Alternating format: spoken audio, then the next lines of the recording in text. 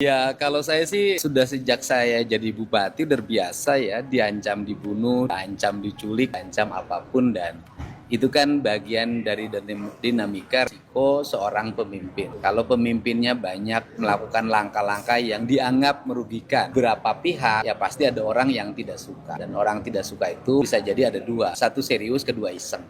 Tetapi dalam problem seperti ini kan kita tidak bisa dianggap terlalu serius, juga tidak bisa dianggap terlalu iseng.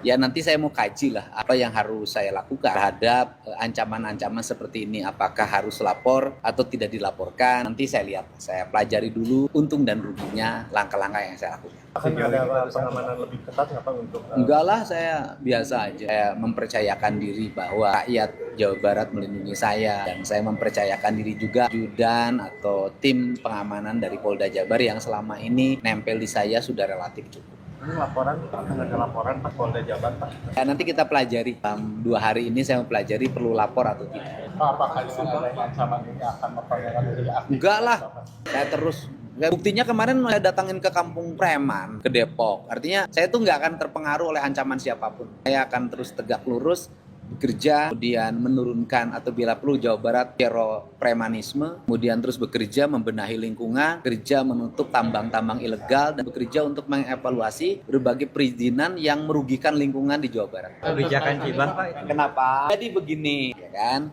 Itu adalah bagian dari upaya kita dalam membenahi manajemen tata kelola hibah. Gitu loh.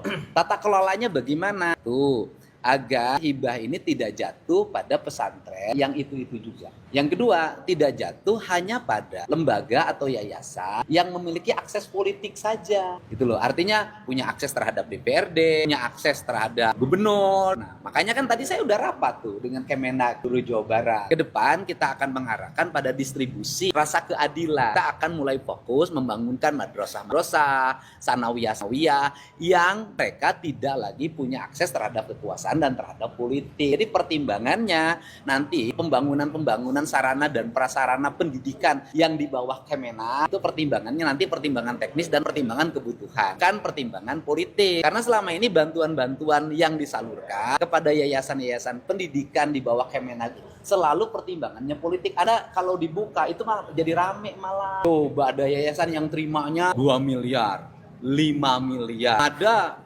yang 25 miliar. Ada yang satu lembaga terimanya sudah mencapai angka 50 miliar. Menurut Anda adil nggak? Kalau mekanisme akan dirubah. Akan dirubah nanti mekanismenya. Mekanisme akan dirubah. Nah itu dan kemudian yang berikutnya. Ya, boleh loh saya sampaikan. Banyak juga yang menerima bantuan yayasannya bodong.